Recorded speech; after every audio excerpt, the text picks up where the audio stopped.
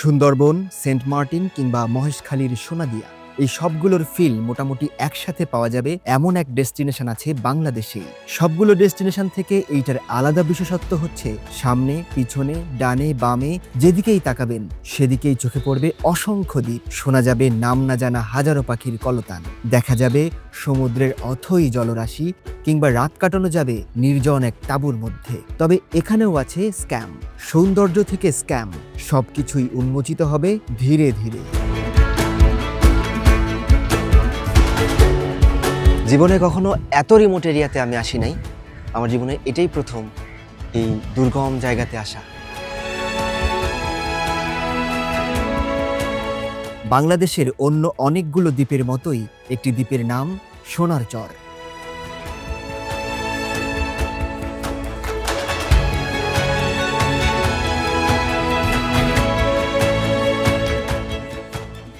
পটুয়াখালী জেলার রাঙ্গাবালী উপজেলায় বঙ্গোপসাগর আর তার সংলগ্ন মোহনায় জেগে ওঠা এই দ্বীপসহ আরও প্রায় 50টির বেশি দ্বীপের কথা জানা যায়, যাদের প্রত্যেকের এত কমন বৈশিষ্ট্য আছে, নিখাদ প্রাকৃতিক সৌন্দর্য। সেই সৌন্দর্যকে খুব কাছ থেকে উপভোগ করতেই যেতে হবে সোনার চর।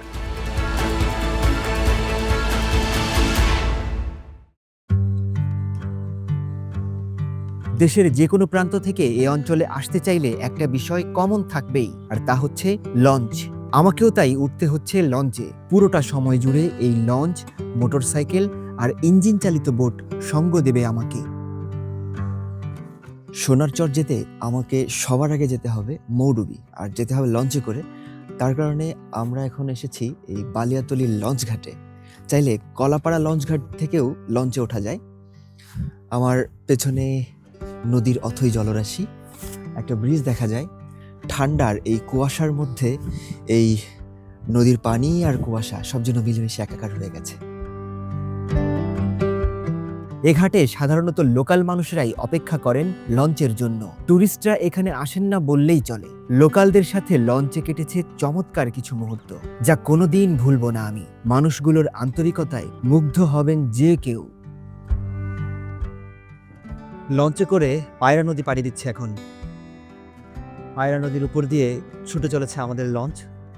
আমি বসে আছি একেবারে ঠিক সারেং রুমের সামনে, যেখানে দাঁড়িয়ে এই লঞ্চের ক্যাপ্টেন অর্থাৎ সারেং এই লঞ্চটি পরিচালনা করছেন। সামনে কুয়াশা, যদিও সেভাবে দেখা যাচ্ছে না, কিন্তু ভালোই উপভোগ করছে এই লঞ্চ যাত্রা। এই লঞ্চ আমাদেরকে নামিয়ে দিবে মৌডুবি গাইয়াপাড়া। সারেং রুমের সামনে দাঁড়িয়ে দেখছিলাম কিভাবে পানির উপর ভেসে থাকা নৌযানের নিয়ন্ত্রণ করছেন এই অভিজ্ঞ সারেং। সম্ভবত বিষয়টি বুঝতে পেরেই আমাকে ভেতরে ডাক দিলেন তিনি, বসালেন তারই পাশে। লঞ্চ পরিচালনা এবং তার অভিজ্ঞতার অনেক গল্পই শেয়ার করলেন আমার সাথে। ঠান্ডার মধ্যে গরম চা অফার করলেন এক পর্যায়ে। আমার ট্রাভেলার জীবনের অভিজ্ঞতার ঝুলিতে এগুলো থেকে যাবে আজীবন।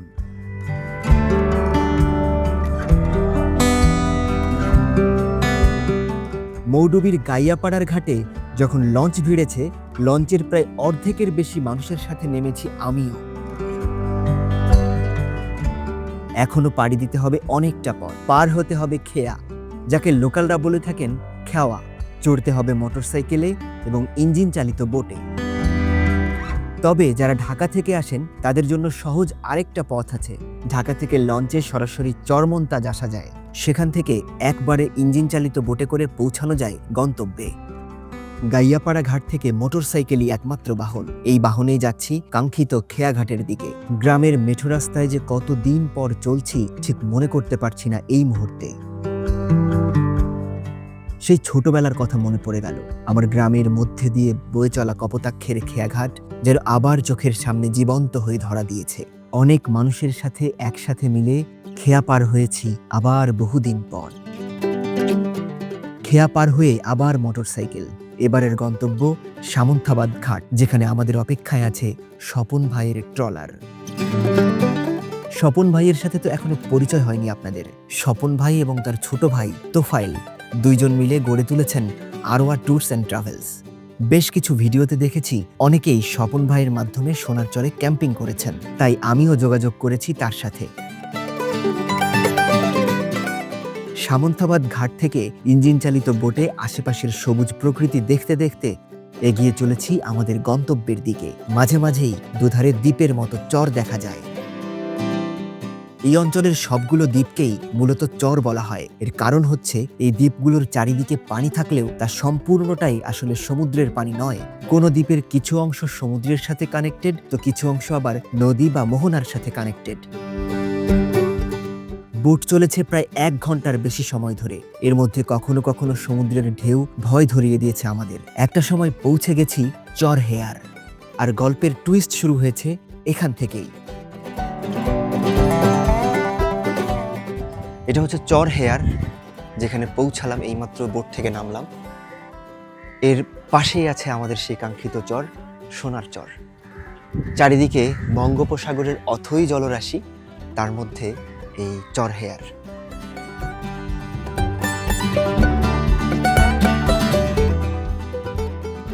প্রথমে ভেবেছিলাম এখানে কিছুক্ষণ বিশ্রাম দেওয়া হবে আমাদের, তারপর আমরা আবার রওনা হব সোনার চরের উদ্দেশ্যে, যেখানে হবে আমাদের ক্যাম্পিং। কিন্তু স্বপন ভাই জানালেন সোনার চরে নয়, বরং ক্যাম্প হবে চর হেয়ারেই, কারণ সোনার চরে আসলে ক্যাম্পিং করাই যায় না। তাহলে এই যে এত এত ভিডিও দেখলাম, যারা প্রত্যেকেই সোনার চরকে রীতিমতো প্রমোট করলেন ক্যাম্পিং সহ, তারা কি তাহলে স্ক্যাম করলেন, নাকি স্বপন ভাই আমাদের সাথে স্ক্যাম করছেন? আপাতত স্বপন ভাইয়ের কথা মেনে নেওয়া ছাড়া ভিন্ন আর কোনো পথ নেই। তাই ফ্রেশ হয়ে বসে পড়লাম খাবার টেবিলে। একপাশে ঝাউবন আর একপাশে সমুদ্র। মনের ভেতরের খচখচে ভাবটা খানিকটা অস্বস্তিতে ফেললেও এমন পরিবেশে খাবারটা বেশ উপভোগ করছি। চর হেয়ারকে স্থানীয়রা কলাগাছিয়া নামেও ডেকে থাকেন। এর 3 দিকে নদী আর একদিকে সমুদ্র। সমুদ্রের দিকে প্রায় 4 কিলোমিটার দীর্ঘ সমুদ্র সৈকত আকর্ষণের অন্যতম এক কেন্দ্রবিন্দু। দ্বীপে হাতে গোনা অল্প কিছু মানুষের বসবাস। এক প্রান্ত থেকে অন্য প্রান্তে যাতায়াতের একমাত্র মাধ্যম 2 পা। গোটা এই দ্বীপে একটাই মাত্র মোটরসাইকেল, সেটা নিয়েই বের হয়েছি আমি। চর হেয়ারে ট্যুরিজমের প্রসার ঘটাতে উদ্যোগী হয়েছে কিছু এনজিও। তাদের প্রচেষ্টায় বেশ কিছু স্পট নজরে এলো আমার। তার মধ্যে একটা এই ঝুলন্ত ব্রিজ। তবে সেদিকে যাওয়ার রাস্তাটাও ব্যতিক্রম। সামনে একটা ঝুলন্ত ব্রিজ আছে। চর হেয়ারের এই ঝুলন্ত ব্রিজটা দেখতে অনেকেই আসেন, আর আসার পথে কাঠের গুঁড়ি দিয়ে রাস্তাটা এইভাবে সাজিয়ে রাখা হয়েছে, সম্ভবত বর্ষার সময় যাতে কাদা মারাতে না হয় তার কারণে এই ব্যবস্থা। সামনেই ঝুলন্ত ব্রিজ।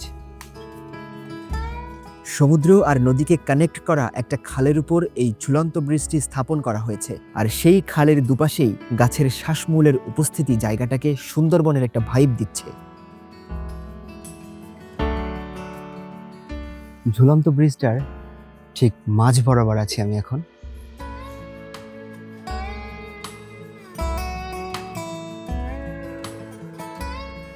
চর হেয়ারে এই সুন্দর ঝুলন্ত ব্রিজটা যদি আপনি না আসেন, তাহলে কিন্তু অনেক কিছু মিস হয়ে যাবে আপনার। খুব কাছ থেকে প্রকৃতি দেখার প্রচণ্ড আগ্রহ থেকেই এ অঞ্চলে এসেছিলাম, তবে এখন যেন মনে হচ্ছে সেই প্রকৃতির মধ্যেই ঢুকে পড়েছি আমি, যেন এর অংশ হিসেবেই বেশি মানাবে আমাকে। খুব বেশি দিন হয়নি, মাত্র মাস 2 আগে এই ব্রিজটা এখানে স্থাপন করা হয়েছে।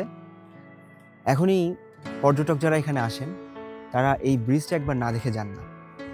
তবে এইখানটাতে চুপচাপ যদি দাঁড়িয়ে থাকা যায়, প্রকৃতির শব্দ আর পাখির কলতান, এর বাইরে আর কিছুই আসবে না আপনার কানে আর মস্তিষ্কে। ব্রিজের পর যতই সামনে যাওয়া যায়, বন ততই গহীন হতে শুরু করে। তবে যেহেতু ভয়ঙ্কর বন্য পশুর উপস্থিতি নেই, তাই খানিকটা নির্ভয়েই এগিয়ে যাওয়া যায় আরও গভীরে। এই গহীন বনের মধ্যে বিশাল এক মাকড়সার জাল দেখে দাঁড়াতে বাধ্য হলাম ঠিক সামনেই। আমি এখন জুরাসিক পার্কের কোনো সেটে নেই। আমি এখন আছি চর হেয়ারে, যেটার চতুর্দিকে সমুদ্রের অথই জলরাশি, আর তার মধ্যে আছে ঝাউবন। আর এখন যেখানে আছি গোটাটাই একটা ম্যানগ্রোভ ফরেস্ট। এখানে চতুর্দিকে শ্বাসমূল আর গাছের যে ছায়া, সেটা একটা অদ্ভুত পরিবেশ সৃষ্টি করেছে, তার সাথে পাখির আওয়াজ।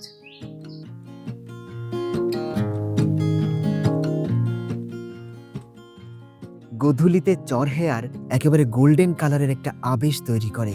যদিও এটা সোনার চর নয়, তারপরেও এই কালারের জন্য অনুভূতিটা বদলে যায় মুহূর্তেই। শেষ বিকেলের সমুদ্র বিলাস আর অপূর্ব এক সূর্যাস্ত সকল অপ্রাপ্তিকে যেন ডেকে বলছে, যতটুকু পারো উপভোগ করে নাও, বুঝে নাও তোমার প্রাপ্য। জীবনে যতগুলো চমৎকার সূর্যাস্ত দেখেছি, এটা মনে হয় তার মধ্যে একটা। এই আরওয়া ক্যাম্পিংয়ের এই সাইটে এপাশেই তাঁবুগুলো রাখা আছে। আমি এখানে বসে চা খাচ্ছি, পেছনে সূর্য ডুবে যাচ্ছে। এর চেয়ে সিনেমাটিক একটা সিন মনে হয় জীবনে আর হতে পারে না। আবার ঠিক সকালবেলা এইখানে বসেই সামনেই সূর্যোদয় দেখা যায়। এমন চমৎকার একটা পরিবেশ সত্যি অতুলনীয়।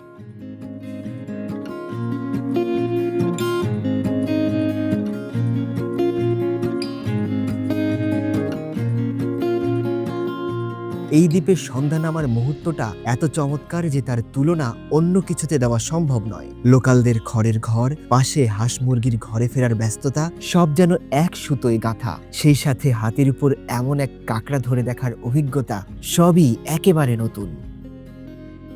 যে কাঁকড়াটা আপনাদেরকে দেখিয়েছি, সেই কাঁকড়াটা ধরেন হচ্ছে আমাদের এই সাইদ ভাই। আমার কাঁকড়ার একটা সিস্টেম দেখেন, এই যে দেখেন এই জটটা, হ্যাঁ এই মাথা ভাঁজ করা, হ্যাঁ। এই কাঁকড়া বললে মূলত এই খালের এই গাড়া আছে, গাড়া করে, আচ্ছা আচ্ছা, গর্ত করে, গর্ত ভিতরে থাকে। গর্ত ভিতরে থাকলে আমরা এইটা দিয়া আর এইভাবে গুটিয়ে টাইম নিয়ে বাদ করে নিয়েছি। সাইদ ভাই থাকেন হচ্ছে, এটা তার হচ্ছে হাউস বোট, এটার মধ্যেই তিনি থাকেন। এটা দিয়েই তিনি কাঁকড়া শিকারে যান, আবার এটা দিয়েই তিনি তার বাড়ি ঘরে ফিরে যান।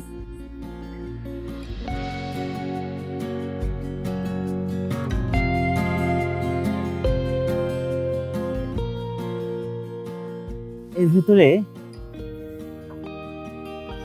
ভেতরে লাইট আছে, তার শোবার বিভিন্ন ব্যবস্থা আছে, এমনকি রান্না বান্নাও এর ভেতরেই তিনি করেন। খাওয়া, রান্না, ঘুমানো সবকিছুই তার এই বোটের মধ্যে। এটা তার ব্যক্তিগত হাউস বোট বলতে পারেন। এরকম জিনিস আমি আসলে এর আগে কখনো দেখিনি, একজন মানুষ ব্যক্তিগতভাবে একটা হাউস বোট ক্যারি করে এরকম ভাবে চলাচল করে। বেশ অন্যরকম একটা পরিবেশ।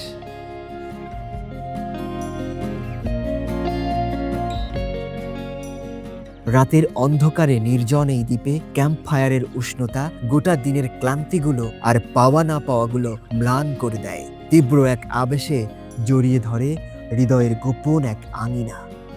সারাদিনের বিভিন্ন দৌড়ঝাঁপ আর অ্যাক্টিভিটির পর ক্যাম্পের পাশে এইরকমভাবে আমাদের যে বনফায়ার রেডি করা হয়েছে সেটা আমরা উপভোগ করছি। আর পাশাপাশি আমাদের জন্য বারবিকিউ করা হবে, সেটার সকল আয়োজন অলরেডি শুরু হয়ে গেছে। উপরে আকাশে লক্ষ কোটি তারা, সেই তারাদের ভিড়ে কখনো কখনো মনে হয় আমিও তারা হয়ে যাই। ওভারঅল এত চমৎকার এই পরিবেশ, যেটা এখানে না এলে, এটা না উপভোগ করলে বোঝানোর কোনো ক্ষমতা আমার মধ্যে এখনো তৈরি হয়নি।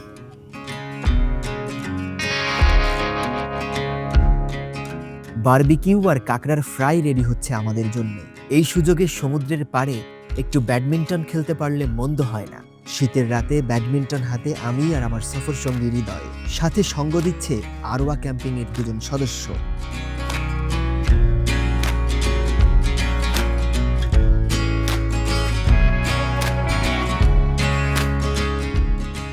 রাতের খাবার প্রস্তুত হতেই খেলা শেষ আর খাওয়া শুরু।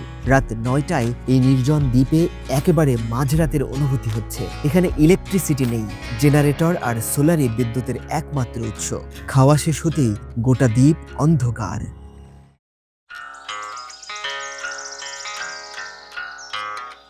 সূর্য ওঠার আগেই চর হেয়ারে শুরু হয়েছে দিনের কর্মব্যস্ততা। গরম হচ্ছে চায়ের পানি, যে চা দিয়েই শুরু হবে আজকের সকাল। তাঁবুর মধ্যে থেকেই উপভোগ করছি নতুন এক সকাল। শীতের সকালে গরম এক কাপ চা হাতে তাঁবুর মধ্যে বসে দূরে দেখছি সমুদ্র আর তার সূর্যোদয়। জীবনে এর যে উষ্ণ অনুভূতি আর কী বা হতে পারে। যে জীবনে কখনো কবিতা পড়েনি, সেও লিখে ফেলতে পারবে এক মহাকাব্য।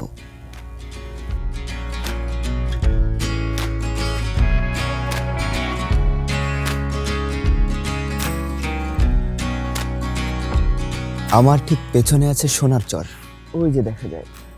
দূর থেকে মনে হচ্ছে সূর্যটা যেন সোনার চরের মধ্যে থেকে ধীরে ধীরে আকাশের বুক চিরে উঠে পড়েছে। রাত্রিবেলা এইখানে ছিলাম আমি, ঠিক সামনে। আমার ক্যাম্পটা ছিল এখানে, আর এখানে এখন এই সূর্যোদয়। এই দৃশ্য যেন কল্পনাতীত। আর তার উপরে সবচেয়ে চমৎকার লাগছে যেই দৃশ্যটা, সেটা হচ্ছে অসংখ্য বক এখানে সারিবদ্ধভাবে অলরেডি রেডি হয়ে আছে মাছ শিকারের জন্য। আলো আরেকটু ফুটবে, তারা মাছ শিকারে ব্যস্ত হয়ে যাবে। এই দৃশ্য আসলে শুধু কল্পনার চোখেই দেখা যায়।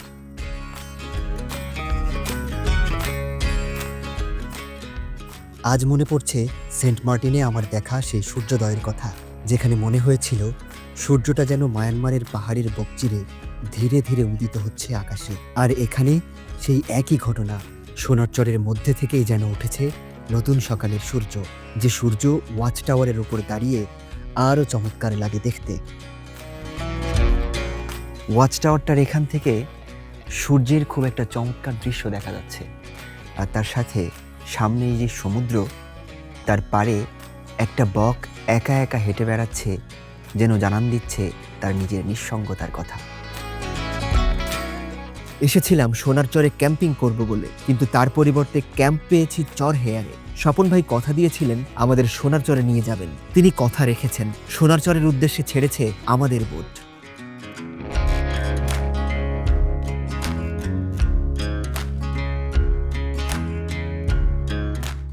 গোটা সোনার চরটাই মূলত সুন্দরবনের হুবহু কার্বন কপি। সমুদ্র থেকে যখন খালে ঢুকেছি, দুপাশে গভীর জঙ্গল, শুধু সেই অনুভূতিটাই আমাকে দিয়েছে। এ বনের মধ্যে আছে বিভিন্ন ধরনের জংলি পশু, কপাল ভালো থাকলে দেখা মেলে চিত্রা হরিণের।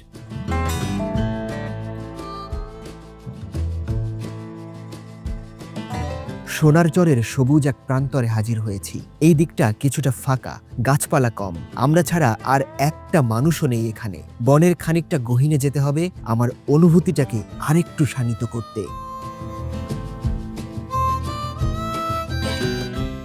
সোনার চরের একটা গহীন বনের মধ্যে আছি আমি এখন। আশেপাশের পরিবেশ ভেতরে একটা ভীতির সঞ্চার করছে। বিশ্বাস করেন, এমন কিছু পাখি দেখেছি যা আমি আমার জীবনে কোনোদিন দেখিনি। এমন এমন পাখির ডাক শুনছি, যেসব পাখির ডাক আমি কখনো শুনিনি আমার জীবনে। এইখানে এসে অনেকেই হয়তোবা ক্যাম্পিং করার কথা ভাবেন, কিন্তু আমার কাছে মনে হয় এইখানে ক্যাম্পিং করতে গেলে এত বড় কলিজা থাকা লাগবে। আশেপাশের পরিবেশ যদি আপনারা ভালোভাবে উপলব্ধি করতে পারেন, তাহলে বুঝবেন কেন আমি এই কথাগুলো বলেছি। শুধু পাখির কথাই না, এর মধ্যে কিছু বন্য প্রাণীও আছে। সেই সব বন্যপ্রাণীর মধ্যে কপাল ভালো থাকলে আপনারা হরিণের দেখা পেতে পারেন। আমরা অবশ্যই একটা পাতিশিয়ালের দেখা পেয়েছি, আর তার সাথে কিছু মহিষ দেখেছি, যেগুলো কিনা বন্য মহিষ। ওভারঅল এই যে পরিবেশ, এরকমটার ফিল যদি আপনি একটু নিতে পারেন, তাহলেই আপনি একজন ট্রাভেলার। অসংখ্য ভিডিওতে দেখেছি সোনার চরে ক্যাম্পিংয়ের কথা। স্বপন ভাইকে বিষয়টা জিজ্ঞেস করতেই তিনি আমাদেরকে বিস্তারিতভাবেই খুলে বললেন সব কিছু।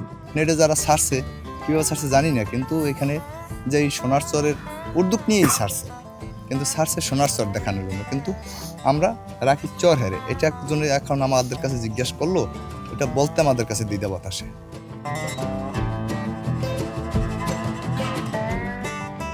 এখানে একদল পর্যটক ক্যাম্পিং করার চেষ্টাও নাকি করেছিলেন, কিন্তু সেখানেও বেঁধেছিল বিপত্তি। পর্যটক আসছে, এই জঙ্গলি মহিষে অনেক অন্যায় অত্যাচার করছে, করে তাদেরকে নিতেই আমাদের কষ্ট হয়ে গেছে। সোনার চর থেকে আমাদের বোট ছুটে চলেছে আরেক দ্বীপে, যার নাম চর মন্তাজ। এখানকার অধিকাংশ দ্বীপের মতোই এখানেও রয়েছে শুটকি পল্লী। সমুদ্র এবং নদীর মোহনা থেকে শিকার করা মাছ শুকিয়ে শুটকি করা হয় এখানে।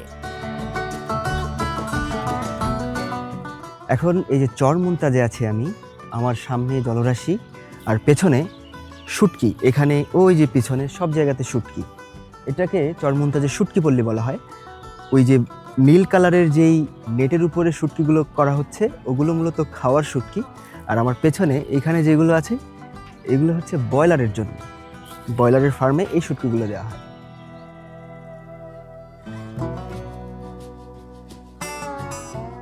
এসেছিলাম সোনার চরে, কিন্তু পেয়ে গেলাম চর হেয়ার, চর মন্তাজ আর তার মাঝখানে লুকিয়ে থাকা এক সত্য।